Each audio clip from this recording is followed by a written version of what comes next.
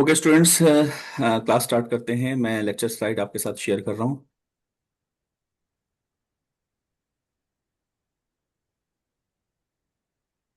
जी,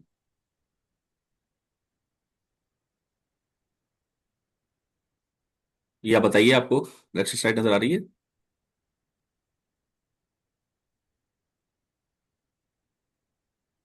yes जी sir. Sir. Okay, इसको हम फुल पेज पे कर लेते हैं। ठीक है।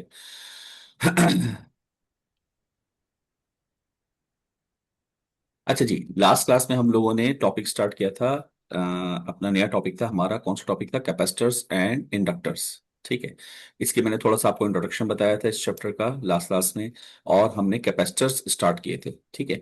कैपेसिटर्स में हमने क्या देखा था कि टू पैरल प्लेट्स क्या होती हैं। टू पैरल प्लेट्स होती हैं, उनके बीच में डिस्टेंस होता है और उन पैरल प्लेट्स पर ऑपोजिट चार्ज होता है। इसको हम कैपेसिटर कहते हैं। ठीक है। और कैपेसिटर की फंक्शनैलिटी क्या होती है? जो बेसिक पर्सन फंक्शनैलिटी है वो आप लोगों ने बताई थी। वो क्या होती है कि चार्ज को स्टोर करता है। और भी बहुत सारी फंक्शंस हैं, जो आप वन बाय वन इसको आप पढ़ेंगे। लेकिन मैं मेन बता हमारे दिया। पास क्या है? क्या है चार्ज को स्टोर करता है। ठीक है। मैं नहीं हूँ। अ, बच्चों, अगर बात करनी है आपस में तो माइक म्यूट कर लीजिए, फिर बात करिए। वैसे आप लोग यानी पार्टिसिपेट जरूर करें क्लास में। फिर हम लोगों ने इसका फॉर्मूला ड्राइव किया था कि हमने क्या देखा था कि चार्ज जो है वो क्यू प्रोपोर्शनल वी है। और फिर कांस्टेंट ऑफ प्रोपोर्शनलिटी हमारे पास क्या आ गया था? Q equals to C V. C क्या था? Capacitance of the capacitor. ठीक है जी। Capacitance the ratio of charge to the voltage. Unit क्या था? फैक्ट। ये हमने कल देख लिया था, यानी लास्ट क्लास में। फिर हमने देखा था कि कैपेसिटेंस क्या होता है, फिजिकल पैरामीटर होता है और उसका फॉर्मूला एप्सिलॉन ए ओवर डी। और ये पूरा मैंने कंप्लीटली डिस्कस कर दिया था। फिर तीसरी चीज हमने क्या देखी थी? हमने आई वे रिलेशनशिप देखा था कैपेसिटर का। तो हमारा आई वे रिलेशनशिप कैसा आया था? पिछली क्लास में हमने देखा था, डिफरेंशियल आया था। I to C DV by D T. इसको मैंने ड्राइव भी करवा दिया था। ठीक। और हमने देखा था कि हमारे पास जो समझ लें एक तरह से ओम्स लॉ है कैपेसिटर का। ओम्स लॉ बेसिकली क्या है? आई और वी का रिलेशनशिप। तो ये भी हमारे पास क्या मौजूद है? आई और वी का रिलेशनशिप। लेकिन हमारे लिए वहां आसानी क्या थी? मैंने आपको बताया था, वहां एल्जेब्रिक की क्वेश्चन थी। तो अगर मैं आपसे पूछूं कि वी की क्वेश्चन क्या थी वहां पर, आप कहेंगे V is to I R. और अगर मैं पूछूं आई की क्वेश्चन क्या है, तो आप क्या कहेंगे? आप कहेंगे I is to V upon R. यही होगा ना, क्रॉस मल्टीप्लाई हो जाएगा बस, इतना सा। तो ये एल्जेब्रिक क्वेश्चन का फायदा है। लेकिन अगर हम यहाँ कहेंगे तो ये क्या है? आई की क्वेश्चन डिफरेंशियल, वी की क्वेश्चन बनानी पड़ेगी तो वो बनेगी इंटीग्रल। तो जाहिर है उसमें हमें कुछ वर्किंग करनी पड़ेगी। तो वो थोड़ा सा काम क्या हो जाएगा? मुश्किल हो जाएगा। ठीक। यहाँ तक बताइए, कोई सवाल किसी का? यहाँ तक हमने कवर कर लिया था, जल्दी से बताइए। No sir. अच्छा, एक बात मैंने और पूछी थी, वो क्या थी कि अगर हम लास्ट इसमें जाएं, मैंने कहा था कि कैपेसिटर जो है ये क्या चीज रिप्रेजेंट करता है। तो इसमें क्या मौजूद है? Open circuit. और ओपन सर्किट से करंट कभी भी नहीं गुजर सकता। हम बचपन से मुराद पहली क्लास से हमने ये बात पढ़ी है, इसको कभी नहीं भूलिएगा। ओपन सर्किट मींस क्या होगा? बताइए। Current zero. और शॉर्ट सर्किट मींस क्या होगा? Voltage zero. ठीक है। इस बात को आपने अपने हमेशा जहन में रखना है। तो यहां पर चूंकि ओपन सर्किट मौजूद है तो इसके बीच से कोई भी करंट गुजरता नहीं है। इसलिए हमने यहां पर शो किया है आई यहां पर है। ठीक है। अब सवाल है, वो क्या है कि अगर मैं इसको रब कर दूं, तो सवाल ये है कि अगर फॉर एग्जांपल मैं एक कैपेसिटर को चार्ज करना चाहूं एक वोल्टेज सोर्स के साथ। ठीक है। ये मैंने वोल्टेज सोर्स लगा ली वी, या वी इसको हम कह देते हैं प्लस माइनस 10 वोल्ट्स। ठीक। तो क्या ये कैपेसिटर चार्ज होगा? ये जी मेरा सवाल है। रिस्पॉन्ड करिए जल्दी से। क्या कैपेसिटर चार्ज होगा? यस और नो? बच्चों जल्दी से रिस्पॉन्ड करें। Yes sir. कैसे होगा? बताओ। सर वोल्टेज दे रहे हैं तो चार्ज होगा। कैसे?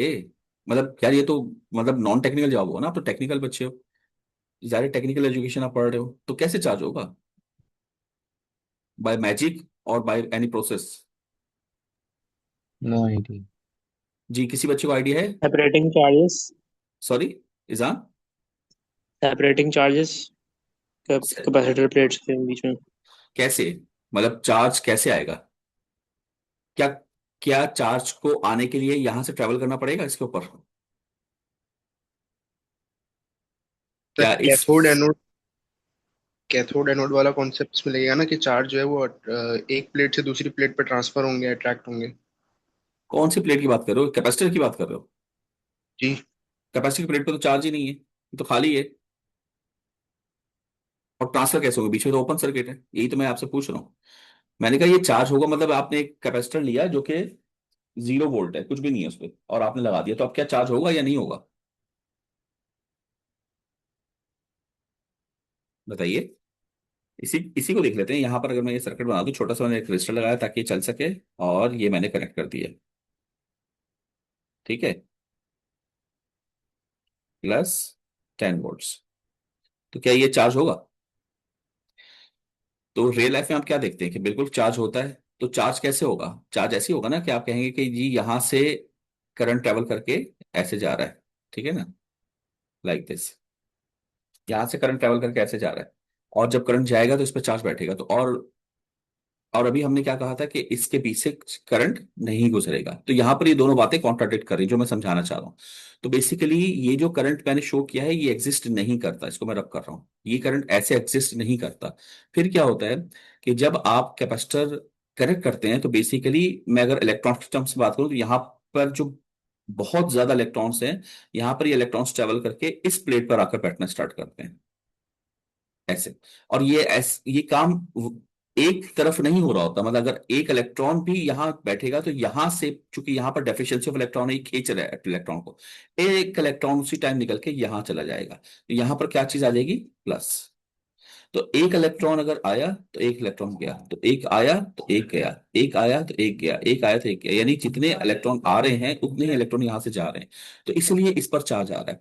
तो देखा जाए, अगर मैं इसको बात करूं क्या कह देते हैं कन्वेंशनल डायरेक्शन में, तो वो प्लस से निकलता है करंट। तो देखा जाए तो करंट तो ऐसे ट्रेवल कर रहा है, वो आ रहा है इस प्लेट तक, फिर इस प्लेट से यहां जा रहा है, कुछ इस तरीके से ट्रेवल कर रहा है, सेंटर से ट्रेवल नहीं कर रहा।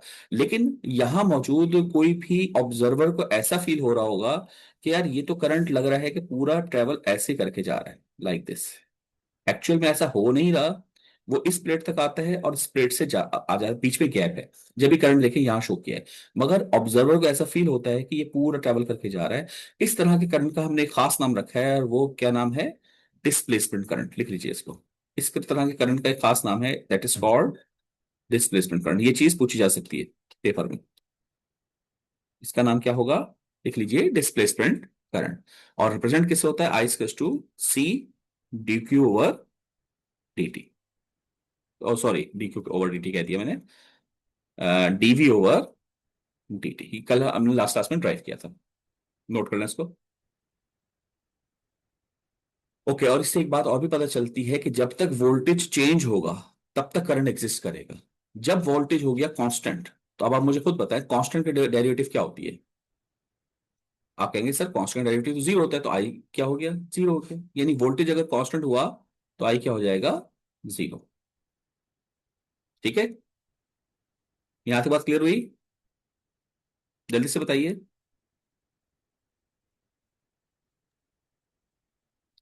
बच्चों बोल नहीं रहे।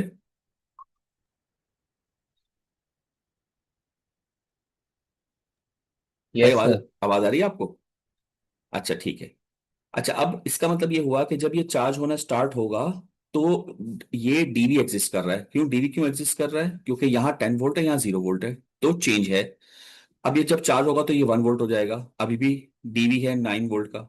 फिर 2 वोल्ट हो जाएगा, डीवी है 3 volt, 4 volt, 5 volt, 6 volt, 7 volt, 8 volt, 9 volt.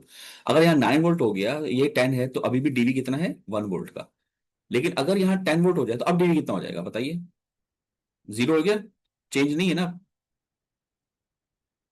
बताइए। भाई चेंज खत्म हो गया ना। तो इसका मतलब ये कि कैपेसिटर इस टाइम फुली चार्ज हो गया। और अगर कैपेसिटर फुली चार्ज हो गया तो इट मीन्स अब हमारे पास करंट क्या हो जाएगा, 0। अब हमारे पास करंट क्या हो जाएगा, 0, ये फुली चार्ज हो चुका है, तो करंट रुक जाएगा। इसका मतलब कैपेसिटर के अंदर करंट सिर्फ दो मकामात पे एग्जिस्ट करेगा, सिर्फ दो यानी वक्तों पे एग्जिस्ट करेगा। कौन कौन से वक्त होंगे? पहला टाइम क्या होगा, चार्जिंग टाइम, जब वो चार्ज हो रहा होगा। और दूसरा क्या होगा, कोई बच्चा बता सकता है, दूसरा क्या होगा? जी बताइए। First is charging time, second is, फिर जवाब ही नहीं दे रहे आप लोग यार। हेलो, आवाज आ रही है आपको?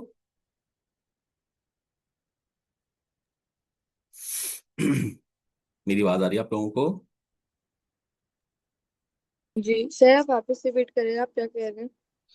मैं कह रहा हूं कि इसमें करंट फिर कब कब एग्जिस्ट करेगा, क्योंकि अभी हमने देखा ना जैसे ही फुली चार्ज हुआ करंट जीरो हो गया।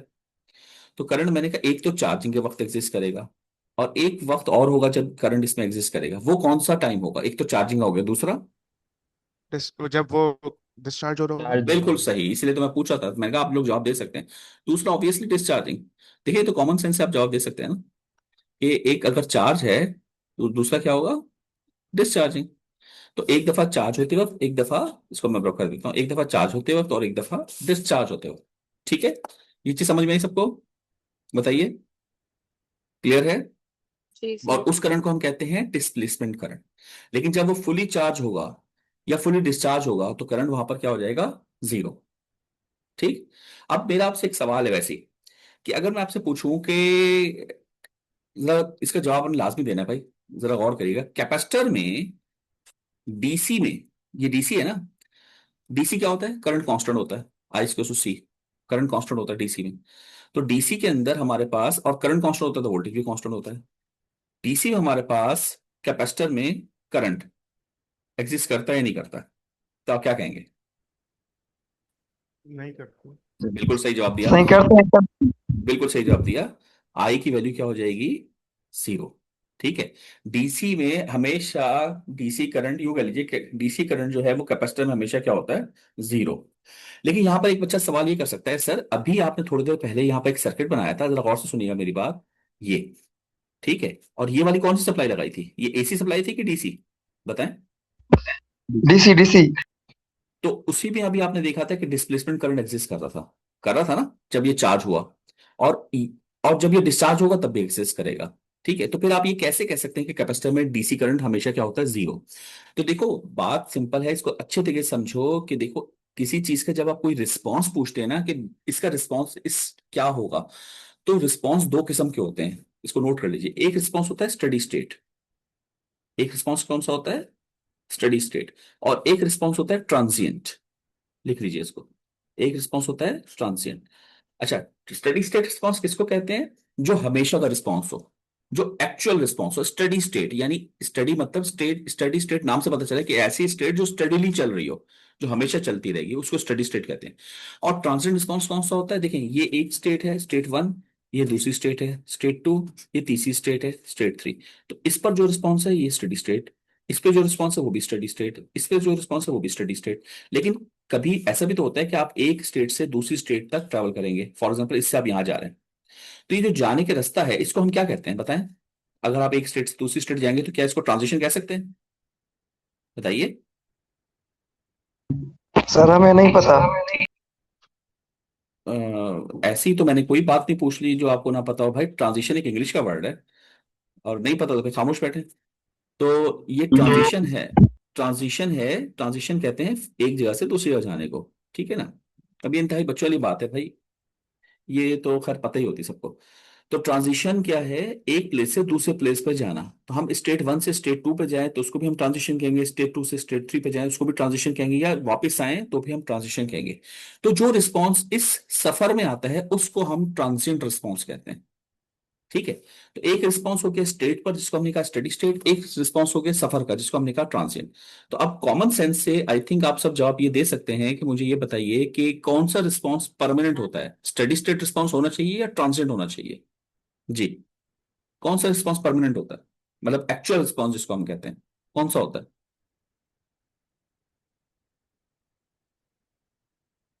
जी, बताइए। स्टडी स्टेट होगा कि ट्रांजिएंट होगा? भाई एक आध बच्चा तो कोई जवाब दे दे यार। Steady state. बिल्कुल सही, देखो जरा ने अभी आंसर किया और सही किया। कॉमन सेंस का सवाल है यार, ये कोई मतलब के कहने का मकसद कोई ऐसे सवाल नहीं है कि जो कोई टेक्निकल मैंने चीज पूछ ली हो, कि भाई आपके पास एक स्टेट का रिस्पॉन्स ऑब्वियसली वही एक्चुअल रिस्पॉन्स है, वही परमानेंट है। कुछ मुसाफिर, अब आप सफर करते हैं एक जगह से दूसरी जगह जाते हैं तो एक्चुअल रिस्पॉन्स आपका कोई मुसाफिरों वाला तो नहीं होगा ना। तो इसका मतलब आपका एक्चुअल रिस्पॉन्स जो है वो कौन सा है, स्टडी स्टेट। और ट्रांजिएंट जो है वो एक्चुअल रिस्पॉन्स नहीं होता। तो मेरे भाई डीसी के अंदर जब कैपेसिटर, और से सुनिएगा मेरी बात, जब कैपेसिटर चार्ज हो रहा होता है या डिस्चार्ज हो रहा होता है, दोनों सूरतों में ये चीज ट्रांजिएंट होती है। क्योंकि चार्ज डिस्चार्ज, एक तो वो इलेक्ट्रिकल चार्ज डिस्चार्ज है ना, विद इन नो टाइम होगा, मिली सेकेंड्स, माइक्रो सेकेंड्स, बहुत कम देर में होगा। तो ये रिस्पॉन्स होता है ट्रांजिएंट। लेकिन उसका जो एक्चुअल रिस्पॉन्स है स्टेडी स्टेट, वो कौन सा होता है, जब वो फुली चार्ज हो जाएगा या फुली डिस्चार्ज हो जाएगा। और दोनों सूरतों में करंट उसमें क्या हो जाएगा, जीरो। क्योंकि जब चार्ज हो चुका तब भी करंट जीरो, और जब चार्ज डिस्चार्ज हो चुका तब भी करंट जीरो। और वो करंट सिर्फ कब एक्सिस्ट करता है, जब वो चार्ज हो रहा हो या डिस्चार्ज हो रहा हो, और ये दोनों रिस्पॉन्सेस ट्रांसिएंट है। तो जब आपसे किसी चीज का रिस्पॉन्स पूछा जाता है तो आप ट्रांजिएंट रिस्पॉन्स नहीं बताते, उसका एक्चुअल रिस्पॉन्स बताते हैं। क्योंकि ट्रांसिएंट तो कुछ भी बिहेव कर सकता है। इसकी एक छोटी सी एग्जांपल हम ये भी ले सकते हैं, क्लास में होते तो मैं ज्यादा बेहतर बताता, कि किसी भी बंदे का आप रिस्पॉन्स पूछे, भाई वो बंदा कैसा है, उसकी नेचर कैसी है, तो आप उसका ट्रांजिएंट रिस्पॉन्स नहीं बताएंगे कि किसी लम्हे वो बहुत ज्यादा गुस्से में आ गया, किसी लम्हे वो बहुत ज्यादा खुश है, तो आप उस लम्हे का रिस्पॉन्स नहीं बता रहे होंगे। आप उसका एक एवरेज रिस्पॉन्स बताएंगे कि भाई ये एक्चुअल में कैसा है, इसका स्टेडी स्टेट रिस्पॉन्स क्या है। यानी जब एक स्टेट से दूसरी स्टेट में वो जा रहा होता है, वो रिस्पॉन्स आप नहीं बताते, उसके स्टेट का रिस्पॉन्स आप बताते हैं। इसी तरीके से अगर आप कहीं का मौसम पूछें, मतलब वेदर कंडीशंस पूछें, तो एक होती है पल पल पल चेंज होने वाली वेदर कंडीशंस, और एक होता है उस इलाके का क्लाइमेट।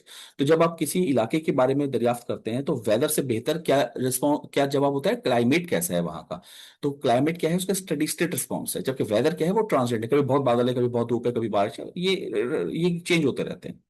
तो इसी तरीके से आप जब भी किसी इलेक्ट्रिकल या किसी भी डिवाइस का आप रिस्पॉन्स पूछते हैं तो स्टेडी स्टेट रिस्पॉन्स का हम उस पर आंसर करते हैं। तो उसमें हम कैपेसिटर के लिए डीसी करंट की वैल्यू क्या लेते हैं, जीरो। ठीक है बच्चों, यहां तक क्लियर बात। ये मैंने पूरी चीज बताई ताकि आपको बेसिक समझ में आए, क्योंकि अगली स्लाइड इसी पर डिपेंड करेगी। जी, आगे चलो। जी सर। Okay, next. ये हाँ, एक ये नोट कर लीजिए, ये रह गई थी। ये फॉर्मूला हमारे पास, इसको नोट कर लीजिए, हाफ सीवी स्क्वायर। ये हमारे पास किस चीज का फॉर्मूला है, लिख लीजिए, एनर्जी का। किस चीज का फॉर्मूला है, एनर्जी ऑफ कैपेसिटर। कैसे निकलेगा, लाइक दिस। यानी एनर्जी, ये वर्क डन एनर्जी होती है, तो एनर्जी ले लीजिए, वर्क डन लीजिए, हाफ सी वी स्क्वायर। इसकी डेरिवेशन फिलहाल रहने दीजिए, जरूरत हुई तो जैसी क्लासेस हो सकता है कल से ऑन हो जाए, जब भी मैं आपको बता दूंगा, लेकिन फिलहाल यहां तक नोट कर लें, half C V square energy का फॉर्मूला है हमारे पास, हाफ सी वी स्क्वायर। तो एनर्जी किस पे डिपेंड कर रही है, वोल्टेज पे। ओके। अच्छा, अब एक एक क्वेश्चन का जवाब हम यहां से और करते चलें कि कैपेसिटर के अंदर, बच्चों ये बताओ कि दो चीजें आपके पास, कैपेसिटर है, इसमें दो चीजें हैं, एक तो यहाँ का है वोल्टेज, दूसरा यहाँ का है करंट। कैपेसिटर वोल्टेज और मैं लिख लेता हूँ कैपेसिटर करंट। आपके ख्याल में जाहिर है किसी भी फिजिकल, किसी भी इलेक्ट्रिकल चीज के अंदर वोल्टेज और करंट दोनों एक जैसे इंपॉर्टेंट होते हैं। लेकिन यहाँ थोड़ा सा एक डिफरेंस आता है। जैसे अगर मैं रेसिस्टर की बात करूं, तो रेसिस्टर के अंदर हमारे पास वोल्टेज और करंट की इंपॉर्टेंस तकरीबन इक्वल ही है, कोई डिफरेंस नहीं है रेसिस्टर में, ठीक। मगर अगर मैं कैपेसिटी की बात करूं, तो क्या आपको लगता है कि वोल्टेज और करंट दोनों इक्वल हैं, या इनमें से कोई ज्यादा इंपॉर्टेंट है। और वोल्टेज ज्यादा इम्पोर्टेंट है। जी जरा, कौन ज्यादा है। वोल्टेज। अच्छा, रीजन। क्योंकि जितना चार्ज स्टोर हो रहा है वो इस पर डिपेंड करेगा वोल्टेज पे। यार बहुत अच्छा जवाब दिया जरा, वेरी गुड, मेरा दिल खुश हुआ। बिल्कुल सही जवाब दिया। देखिए इसमें वोल्टेज इंपॉर्टेंट है, और अगर आप आंसर करते हैं ना यहाँ एक एनर्जी वाला, तो जवाब सही होता मगर इतना मजेदार नहीं होता। तो आपने यहाँ देख के नहीं, आपने एक्चुअल जवाब दिया है कि भाई कैपेसिटर में बेसिकली हम कैपेसिटर की डेफिनेशन ही करते हैं, स्टोर चार्ज करते हैं कि नहीं करते हैं। हम कहते हैं कि चार्ज को स्टोर करने के लिए कैपेसिटर इस्तेमाल होता है। और मेरे भाई वोल्टेज किसको कहते हैं, वोल्टेज कहते हैं दो चीजें जिस पर अलग अलग चार्ज हो, इसी को वोल्टेज कहते हैं या नहीं, यस और नो बताओ। यस, पोटेंशियल और डिफरेंस। कैपेसिटर में क्या हो रहा है, एक प्लेट पर प्लस और दूसरी प्लेट पर माइनस, तो ये वोल्टेज ही तो है, क्या ख्याल है आपका, है ना। और एक और बात, कौन सी फील्ड है जो कैपेसिटर में डेवलप होती है, आप कहते हैं इलेक्ट्रिक फील्ड। इलेक्ट्रिक फील्ड क्यों, क्योंकि इलेक्ट्रिक फील्ड किसको कहते हैं, जब कोई चार्ज कहीं रुक जाए तो उसके इर्द गिर्द जो चीज पैदा होती है that is called electric field. वैसे चलते हुए चार्ज में भी होती है, मगर चलते हुए चार्ज में मैग्नेटिक फील्ड भी आ जाती है, मगर यहाँ पर इलेक्ट्रिक फील्ड की हमसे बात करते हैं। तो इसलिए कैपेसिटर में अगर देखा जाए तो मेजॉरिटी जो मेन चीज है वो कौन है कैपेसिटर में, वोल्टेज। इसीलिए आप देखें कि एनर्जी के फॉर्मूले में भी वोल्टेज आ रहा है। तो इसका मतलब सारी की सारी एनर्जी इसके वोल्टेज पर डिपेंड करती है। इसका मतलब करंट की इंपॉर्टेंस बहुत ज्यादा कम हो जाती है। Is it clear? Yes sir. Okay next. ये है वो मेन स्लाइड भाई जिसके ऊपर सारे न्यूमेरिकल डिपेंड करेंगे आपके ClO2 के, यानी आपका कोर्स जब तक चलेगा ये स्लाइड्स कैपेसिटर की और अभी इंडक्टर की हम जो पढ़ेंगे ये भाई बहुत इंपॉर्टेंट है। तो ये पेज लिख लीजिए, स्लाइड नंबर 7 है। It's a most important slide. इस पे देखिए 4 प्रॉपर्टीज हैं, 2 इधर हैं 2 अगली स्लाइड में, मगर ये 2 प्रॉपर्टीज सारे न्यूमेरिकल्स में यूज होंगी और अगली 2 प्रॉपर्टीज कम यूज होंगी, ये बहुत ज्यादा होंगी। तो लिख लीजिए इसको, सबसे इंपॉर्टेंट स्लाइड है ये। पहली क्या कहता है, a capacitor is an open circuit to DC। बच्चों इतनी देर से मैं इसी चीज को आपको समझा रहा था कि DC में कैपेसिटर में करंट जीरो होता है और current zero means open circuit. ये बात हमने पढ़ी है कि नहीं पढ़ी? तो DC में कैपेसिटर क्या होता है, ओपन सर्किट। तो ये बात हम चार्ज करते वक्त नहीं कह रहे, ना डिस्चार्ज करते वक्त कह रहे हैं। चार्जिंग और डिस्चार्जिंग का ट्रांजिशन रिस्पॉन्स है। तो हम ये किस रिस्पॉन्स की बात कर रहे हैं, स्टडी स्टेट रिस्पॉन्स की। हम कह रहे हैं steady state response. DC pure DC condition जब होती हैं तो इसमें कैपेसिटर क्या हो जाता है, ओपन सर्किट। तो पहली प्रॉपर्टी आई थिंक आपको समझ में आ गई होगी। फॉर्मूला सामने दिया हुआ है, I = C dV/dt। अगर मैं कहूं DC तो DC में वोल्टेज क्या होगा, कांस्टेंट, और कांस्टेंट का डेरिवेटिव क्या होता है, जीरो। करंट की वैल्यू क्या आ गई, जीरो, और current zero means open circuit. तो ये पहली बात आई थिंक समझ में आ रही है आप सबको। और ये मैं बता रहा हूं ये दोनों बातें आखिरी न्यूमेरिकल तक अब इस्तेमाल होंगी, तो इसलिए इसको अच्छे तरीके से समझ लो कि कैपेसिटर जो है वो स्टडी स्टेट DC में ओपन सर्किट है, ट्रांजिएंट में नहीं होगा मगर स्टडी स्टेट में। Is it clear to everyone? Sir ये अपना यूनिवर्सिटी कब से खुलेगी? मुझे नहीं मालूम बच्चे, जो सवाल पूछा है उसको जवाब दीजिए। सर दोबारा रिपीट करिएगा।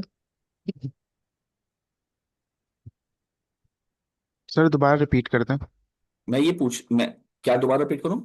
जो आपने बात अभी बोली। मैंने कहा कि पहला ये जो पॉइंट है हम इतनी देर से इसी को डिस्कस कर रहे हैं कि कैपेसिटर जो होता है वो DC में ओपन सर्किट होता है, ठीक है ना। तो हमने क्या कहा कि कैपेसिटर DC में ओपन सर्किट है, तो ये वोल्टेज DC में क्या होगा, कांस्टेंट। कांस्टेंट का डेरिवेटिव क्या है, जीरो। I = 0 और I zero means open circuit.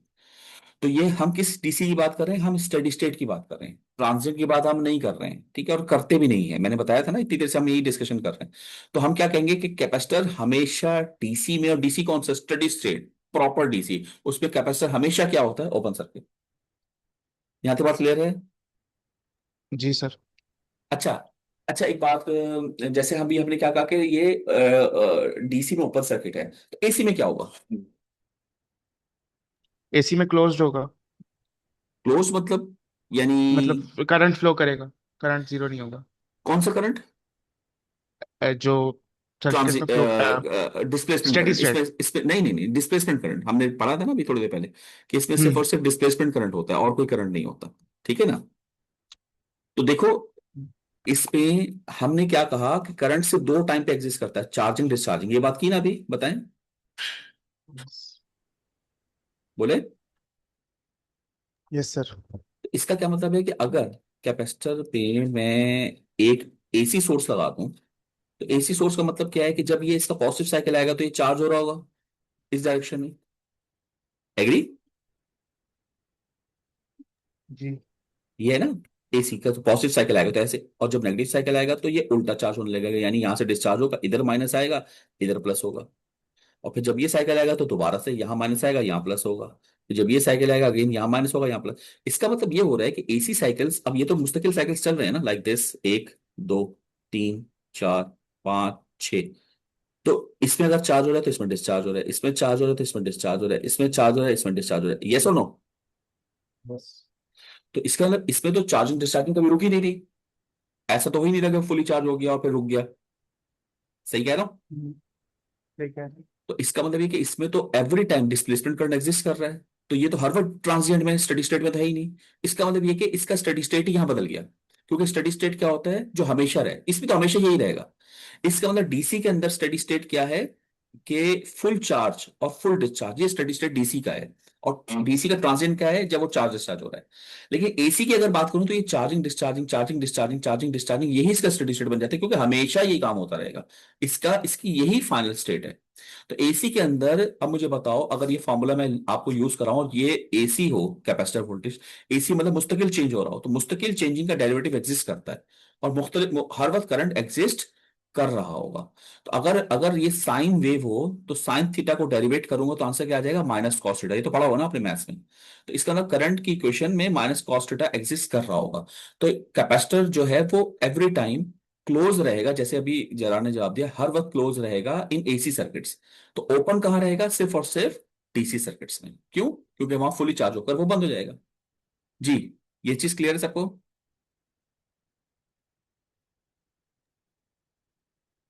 जल्दी से बताएं। जी सर। Okay, next. ये पॉइंट भाई मैं फिर बता रहा हूं, सारे न्यूमेरिकल्स इन दो पॉइंट्स पर डिपेंड करते हैं। पहला पॉइंट मैंने बता दिया, और काफी देर से जब से क्लास हो रही, पहला पॉइंट ही मैं आपको समझा रहा हूं। दूसरा पॉइंट समझते हैं। क्या कहता है, voltage on a capacitor can not change abruptly. ये अब्रप्टली का क्या मतलब होता है? क्या मतलब? फौरन से फौरन से 1 सेकंड वैल्यू कुछ है, 1 सेकंड कुछ और है। बिल्कुल सही, फौरन। एक सेकंड भी बहुत बड़ा टाइम होता है जरा, विद इन नो हाँ। टाइम। आप ये बोले विद इन नो टाइम, यानी अब्रप्टली मतलब इंस्टेंटेनियसली। ऐसा नहीं हो सकता वोल्टेज अचानक बदल जाए। अच्छा, क्यों क्यों ऐसा क्यों नहीं हो सकता? जहन में कोई बात आ रही? क्योंकि चार्जेस फ्लो अब्रप्टली नहीं कर सकते। बिल्कुल सही। देखें, कई जवाब थे। पहला जवाब, ये कैपेसिटर है, मिसाल देता हूं आपको। ठीक है, ये खाली कैपेसिटर है, आपने 10 वोल्ट की बैटरी लगाई, तो ये मुमकिन है कि विद इन नो टाइम यहां पर 10 वोल्ट हो जाए, और यहां पर इतना सारा चार्ज जो है ना वो विद इन नो टाइम आ जाए। ऐसा हो सकता है? नहीं। होगा क्या, डिस्प्लेसमेंट करंट शुरू होगा, और आहिस्ता आहिस्ता चार्ज इसमें जाना शुरू होगा, और ये चार्ज होते होते कुछ देर के बाद फुल हो जाएगा। यस और नो? यस।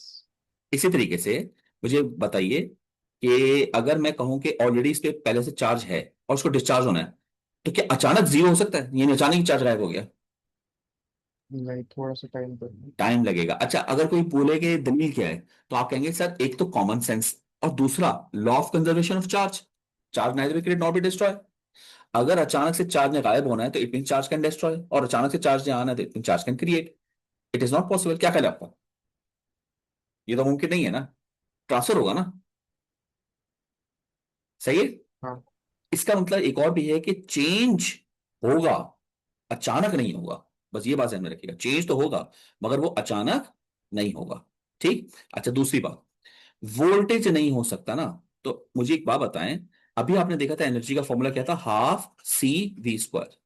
ठीक। फॉर एग्जाम्पल मैं कहूं सी इसका है 1 फैरेड और वी है 10 वोल्ट, तो एनर्जी कितनी हुई? आप कहेंगे सर बल्कि सी को ना 2 फैरेड कर लेता हूं, यहाँ 1 फैरेड नहीं 2 फैरेड। तो आप कहेंगे यार 2 रखूंगा, 2 से 2 कट गया 10, ये 100 जूल आ गई। बताओ सही है? बताओ। हाँ सही है। और मैं कहूं within no time voltage zero हो गया, 0 volt within no time, तो within no time energy क्या हो जाएगी, 0 जूल। है ना? हम्म। तो energy can can energy destroy? No. तो एनर्जी नाइदर नाइदर क्रिएट, क्या क्या कहते हैं, neither created nor be destroy. तो इट मींस ये मुमकिन नहीं है कि वोल्टेज अचानक बदल जाए, बदलेगा मगर वक्त लगेगा बदलने के लिए। तो ये साइकोलॉजिकल जवाब समझ में आए सबको भाई? अब एक मैथमेटिकल भी जवाब देता हूं, जरा यहाँ आइए, मुझे बताइए, ये फॉर्मूला देख रहे हैं आप सब, I square to C DV by D T? बोले। यस। जी सर। तो अगर आप कहते हैं ना कि वोल्टेज को चेंज होना है नो टाइम में, नो टाइम का मतलब आप डीटी की वैल्यू को एक तरह से 10 to 0 ले लो, यानी बिल्कुल छोटी कर दो। तो अगर इसकी वैल्यू को मैं 0 करूंगा तो आई की वैल्यू 10 to ∞ हो जाएगी। यस और नो? जी सर।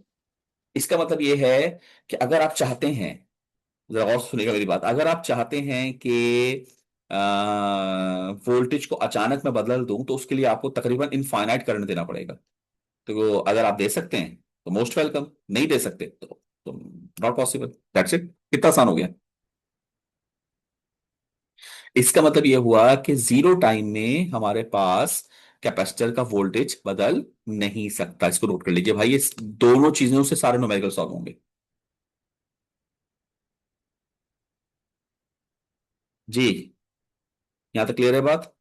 बोले, कुछ सवाल है तो पूछिए।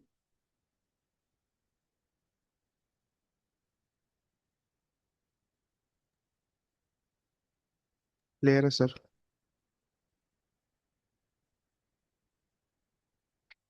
ओके, एक मिनट रुकिए।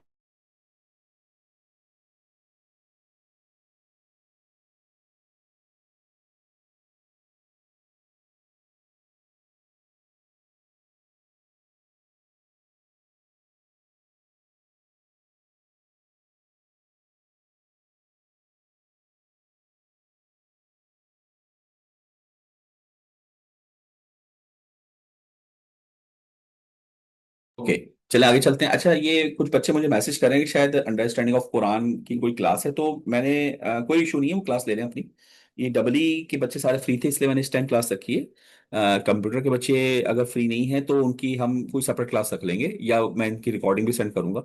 ठीक है, तो वो कोई इशू नहीं है। ठीक है।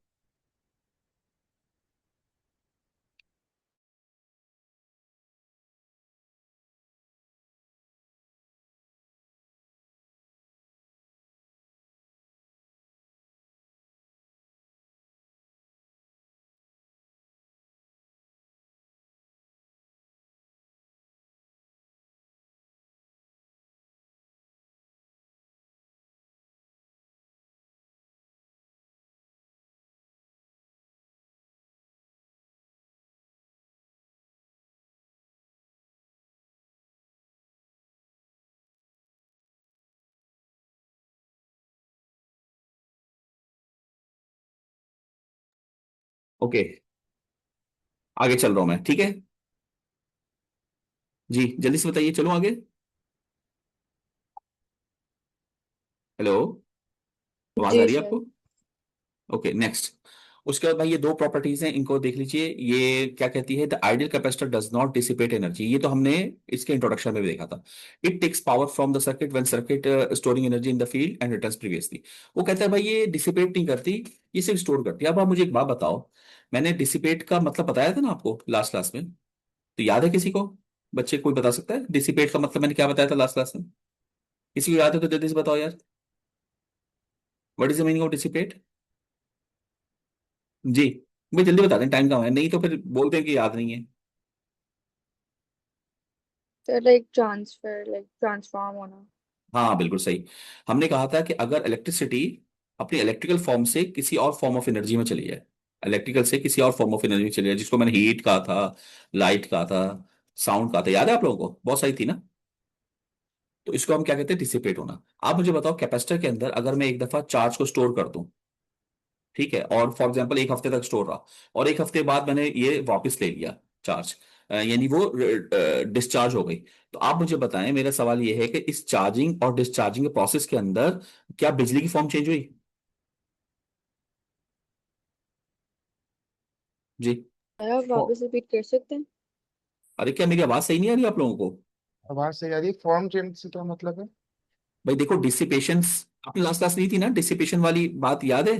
कि डिसिपेशन का मतलब क्या होता है कि बिजली जो है वो अपनी इलेक्ट्रिकल फॉर्म से किसी और फॉर्म ऑफ एनर्जी में चली जाए। भाई इलेक्ट्रिकल एनर्जी एक फॉर्म ऑफ एनर्जी है या नहीं?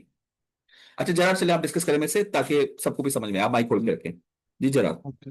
क्या आप मुझे बताओ, बिजली एक इलेक्ट्रिक बिजली जो है, क्या ये फॉर्म ऑफ एनर्जी है? जी। जी सर। तो डिसिपेशन का मतलब ये है कि वो फॉर्म ऑफ एनर्जी जो है वो बिजली की सूरत से चेंज होकर किसी और फॉर्म ऑफ एनर्जी में चली जाए, चाहे वो हीट हो, चाहे वो लाइट हो, चाहे वो साउंड हो, या एनीथिंग एल्स। तो ये हीट, लाइट, साउंड या जो भी चीजें, ये भी तो फॉर्म ऑफ एनर्जीज हैं। क्या ख्याल है हाँ, जरा? ये भी तो अगर फॉर्म बिजली चेंज। इन फॉर्म में कन्वर्ट हो जाती है, तो इसका मतलब आपने आपने उसको डिसिपेट कर दिया। चले एग्जांपल लेते हैं हीट की। मुझे एक बात बताइए, इलेक्ट्रिकल स्टोव जो चूल्हे हैं आजकल तो बहुत चल रहे हैं, गैस की कमी है तो सब चल रहे हैं ना, हम्म। तो उसमें जब हम बिजली से लगाते हैं तो क्या हीट पैदा होती है? हाँ।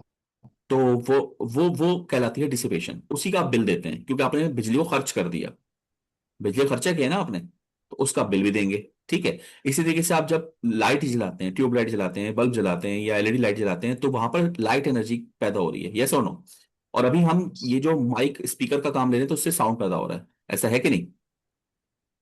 इलेक्ट्रिकल सिग्नल्स के तो बाद। इलेक्ट्रिकल से किसी और फॉर्म ऑफ एनर्जी जाती है, तो उसको कहते हैं डिसिपेशन। और डिसिपेशन का मतलब है खर्चा, और खर्चा होगा तभी तो आप बिल देंगे। तो आप, और इसका यूनिट भी वॉट होता है, यानी अगर पावर की बात करूं तो वॉट है, एनर्जी जूल्स है। ठीक है ना, एनर्जी जूल से। यहां तक बात समझ में आ गई? जी जरा। यस। अच्छा, मेरा सवाल ये था, कैपेसिटर के अंदर अगर मैं कैपेसिटर की तरफ चार्ज कर दूं, एक हफ्ते तक वो चार्ज है और एक हफ्ते बाद डिस्चार्ज करूं, तो क्या बिजली की फॉर्म चेंज हो गई या बिजली ही रही? बिजली तो क्या डिसिपेशन हुई? नहीं। यही तो यहाँ पे बात कर रही है कि ideal capacitor does not dissipate energy. ये पहले नहीं दिख रही है आप लोगों को? Hmm. Ideal capacitor does not dissipate energy, इसका मतलब यही है जो हम इतनी देर से एक्सप्लेन कर रहे हैं, कि जो आइडियल कैपेसिटर होता है वो कभी भी एनर्जी को डिसिपेट नहीं करता, वो बिजली की फॉर्म को बिजली की फॉर्म में ही रखता है। बस क्या है कि वो स्टोर करता है और रिट्रीव करता है, स्टोर करता है और रिट्रीव करता है, दैट्स इट। देखो क्या लिखा है, it takes power from the circuit when storing energy in its field, returns previously stored energy when delivering power to the circuit, that's it. यानी जब पावर सर्किट से पावर लेता है अपने अंदर स्टोर कर लेता है, और जब जब इसको डिस्चार्ज करना होता है तो वही पावर वो सर्किट वापस कर देता है। तो बताओ कैपेसिटर ने क्या खाया बीच में? कुछ भी नहीं, नथिंग। हाँ, बस एक रेजर्वायर की तरह एक्ट कर रहा है। बिल्कुल सही जवाब दिया, रिजर्वायर की तरह act कर रहा है, वेरी गुड यार। अब आखिरी सवाल, कि क्या कोई दुनिया का रिजर्वायर आइडियल हो सकता है? नहीं। तो ये देखो अगला पॉइंट, ये रियल कैपेसिटर का मॉडल है, ये देखें। और इसमें ये रेजिस्टेंस दिखाई हुई है जिसका नाम रखा है लीकेज। देखो 1 मिनट रह गया, खत्म होगा, मैं दोबारा शुरू करूंगा, दोबारा आपने जल्दी से आना है सबने। इसका नाम रखा है लीकेज रेजिस्टेंस। तो लीकेज का मतलब ही आप बताएं, लीकेज कोई अच्छी चीज है? नहीं, तो लॉस्ट है, एनर्जी लॉस्ट है। एग्जैक्टली तो अब मुझे बताओ, अगर इसमें ये चार्ज स्टोर कर दूं, तो आइडियली तो कयामत तक स्टोर रहना चाहिए ऐसे ही।